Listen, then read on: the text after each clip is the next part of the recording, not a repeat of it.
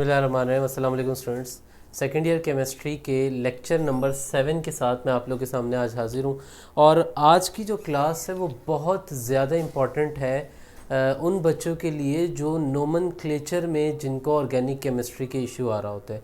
आज की क्लास में मैं इंशाल्लाह नोमेनक्लेचर की फाउंडेशन सेट करूँगा और इसमें मैं आप लोगों को बिल्कुल बेसिक से लेके चलूँगा इंशाल्लाह आप लोगों को, कि आपको नोमेनक्लेचर समझ में आए कि ये है क्या, करते क्यों हैं और किस तरीके से करते हैं।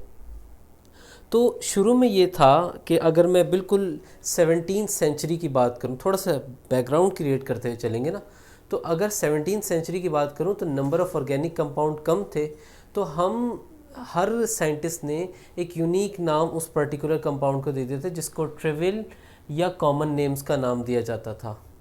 ठीक है। अब जैसे जैसे ऑर्गेनिक कंपाउंड जो है उनकी तादाद बढ़ती जा रही थी, तो एक प्रॉब्लम जो है वो बढ़ रही थी, वो ये कि हर कंपाउंड को अगर हर बंदा अपने हिसाब से नाम देना शुरू कर दे तो नए पढ़ने वाले के लिए कितनी मुश्किल हो जाएगी। वैसे ही जो है इतनी जान जारी होती है केमिस्ट्री पढ़ने में, वो तो बोलेंगे भाई बंद कर इसको। अगली बात, तो एक सिस्टम की ज़रूरत है। फॉर एग्ज़ाम्पल मैं बात करता हूँ आप लोगों से नोमेनक्लेचर के हवाले से। मैं आपसे यहाँ पे नोमेनक्लेचर की बात कर रहा हूँ आईयूपैक की, कि वो किस तरीके से बना और फिर क्या तरीक़ेकार होते हैं।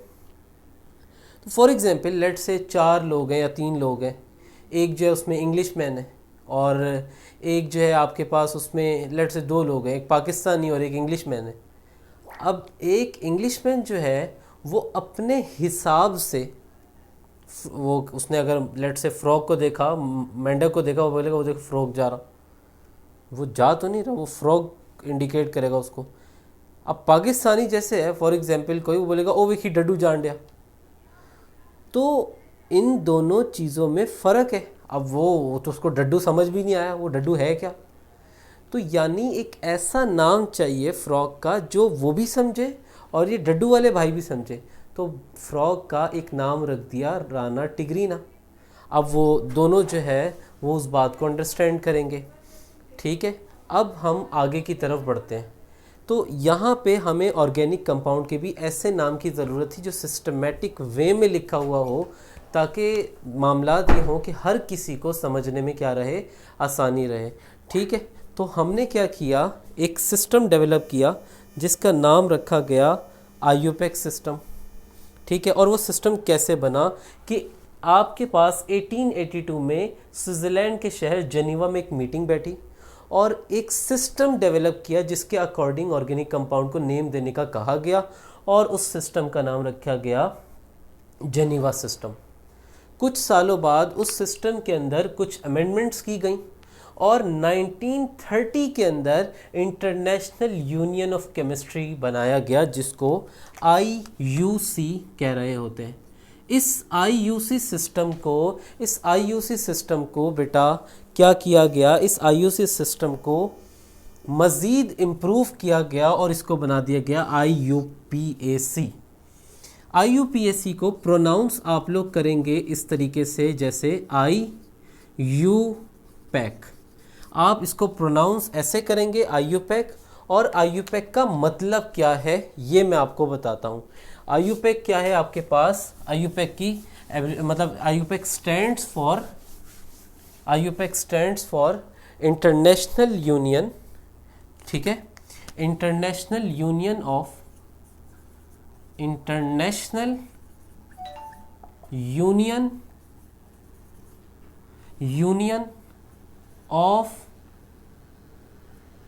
Of pure and applied chemistry. और ये वो सिस्टम है जिसके अकॉर्डिंग हम लोग नेमिंग करते हैं, जिसको हम लोग IUPAC या फिर आसान अल्फाज में I और U और पैक करके प्रोनाउंस कर रहे होते हैं।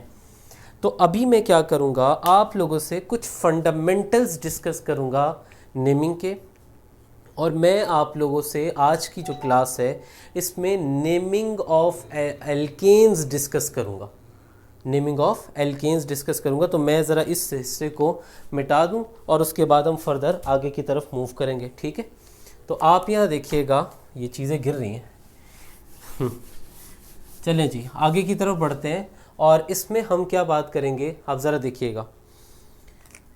एक बात जो आपने देखी, मैंने अलग से एक लेक्चर बनाया था एल्काइल रेडिकल्स के ऊपर, वो किसी वजह से बनाया था। बेटा अगर CH3 लिखा हुआ है, ये मिथाइल है, C2H5 को इथाइल कहते हैं। और याद रखें C2H5 को हम इस तरीके से भी लिख सकते हैं, ठीक है, ये बात मेरी याद रखिएगा। इसी तरीके से बेटा C3H7 को कहते हैं प्रोपाइल और इसको लिख सकते हैं CH2 CH2 CH3। इसी तरीके से C4H9 इसको कहते हैं ब्यूटाइल, इसको लिख सकते हैं CH2 CH2 CH2 और CH3। तो ये मिथाइल इथाइल प्रोपाइल ब्यूटाइल, इस अंदाज से इनको लिखा जा सकता है। अब हम एक स्ट्रक्चर बनाएंगे और उस स्ट्रक्चर के अंदर IUPAC सिस्टम के अकॉर्डिंग उसकी नेमिंग करेंगे। तो आप यहाँ देखिएगा, मैंने आपके सामने एक स्ट्रक्चर बनाया CH3 CH2 CH CH3 और CH3। ये आपके सामने एक चेन गिवन है, ठीक है, ये आपके सामने एक चेन गिवन है। तो आपके पास कुछ रूल्स हैं जिनके अकॉर्डिंग हम लोग नेमिंग कर रहे होते हैं, ठीक है।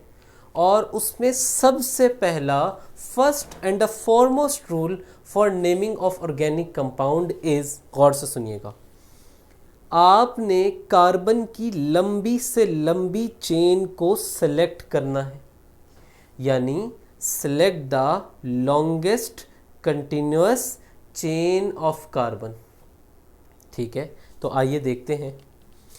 आप यहाँ देखें, मेरा बेटा कार्बन को काउंट करेंगे।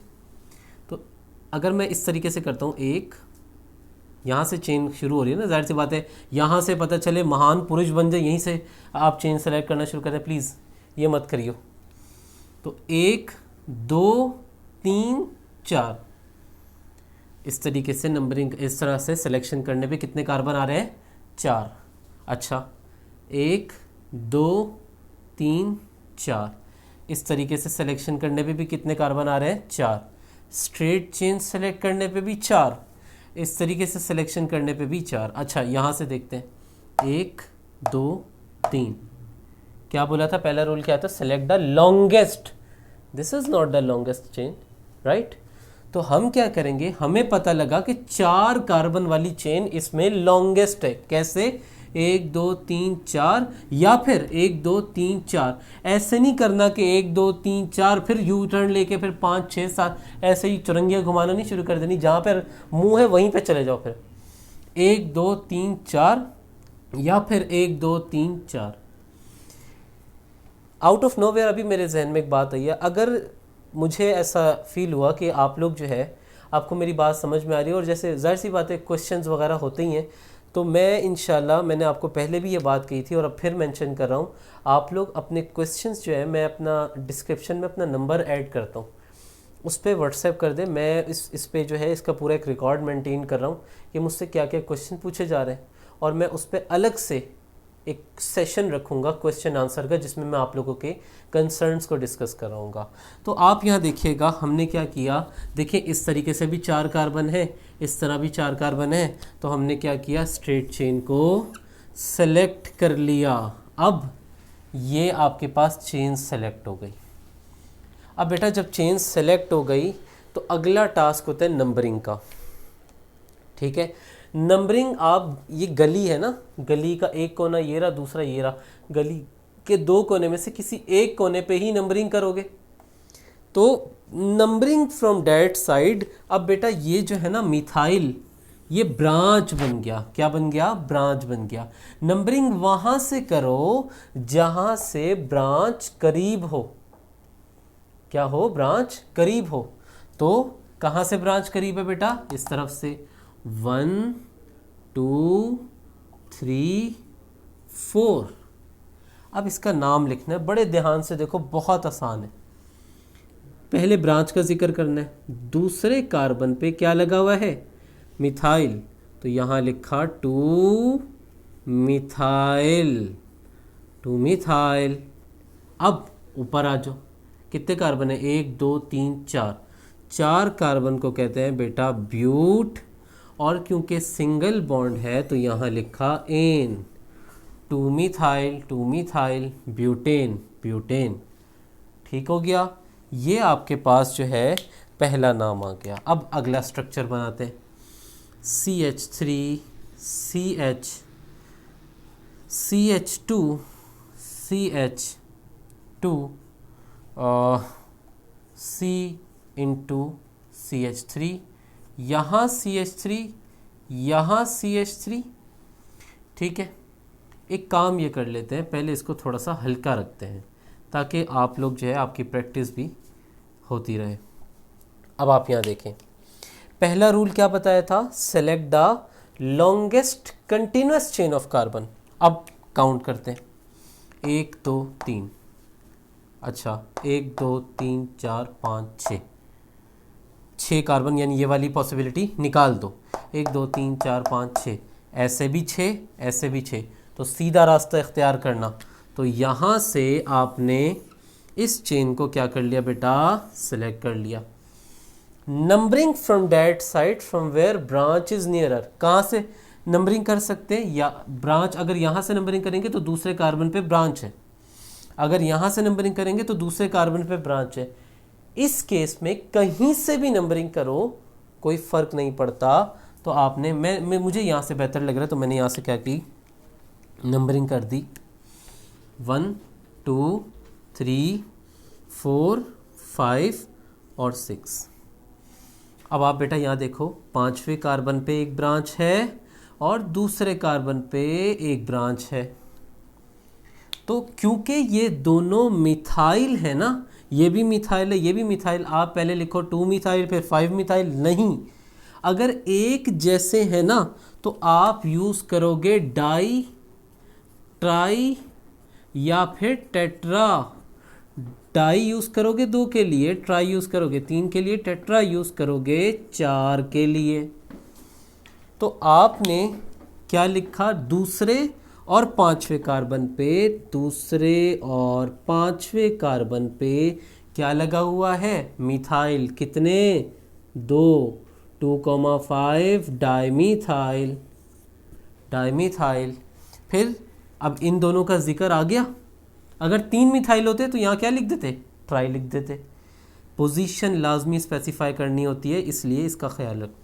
कितने कार्बन है ये, 6 कार्बन, 6 कार्बन को कहते हैं हेक्स, सिंगल बॉन्ड के लिए आ गया एन, 2,5 डाईमिथाइल हेक्सेन। अच्छा, एक और एग्जाम्पल आपसे डिस्कस करते हैं, फिर पार्ट 2 में पूरा एल्केन का नोमेनक्लेचर आपके सामने इंशाल्लाह आ जाएगा।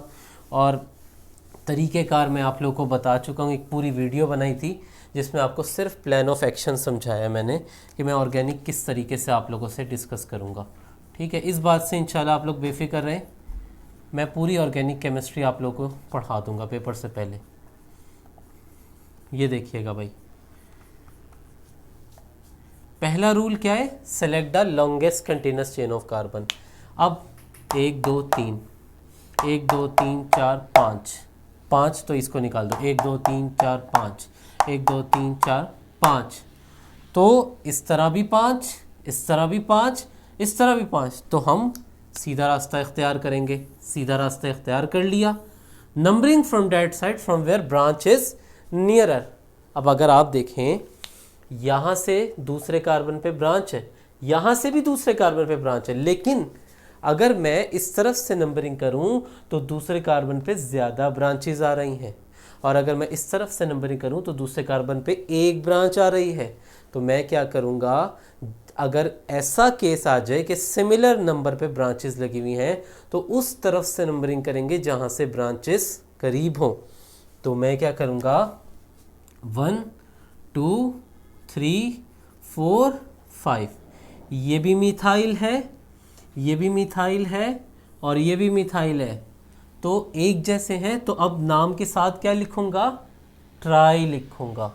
अब यहाँ देखो, दूसरे कार्बन पे ये वाला मिथाइल है 2, दूसरे कार्बन पे ये वाला मिथाइल है, इसके लिए अलग से 2, फिर चौथे कार्बन पे ये वाला मिथाइल है 4, इस तरीके से आगे बढ़। कितने मिथाइल है बेटा? 3 मिथाइल है, ट्राई मिथाइल, ट्राई मिथाइल। अब आ जाओ असल जिसको सेलेक्ट किए, इसमें कितने कार्बन है? 5 कार्बन है, 5 कार्बन को कहते हैं पेंट। और कौन सा बॉन्ड है? सिंगल बॉन्ड, इसलिए आ गया एन। तो this was the first part of the nomenclature of alkanes. Part 2 में मैं आप लोगों से नोमेनक्लेचर कंप्लीट कर लूँगा एल्केन्स का, और फिर आप लोगों को एल्केन की प्रिपरेशन सिखाऊंगा इंशाल्लाह। अपना ख्याल रखिएगा। और एक और बात, अपनी कीमती आरा मुझे लाजमी आगाह करें। अपना ख्याल रखिएगा। अल्लाह हाफ़िज़।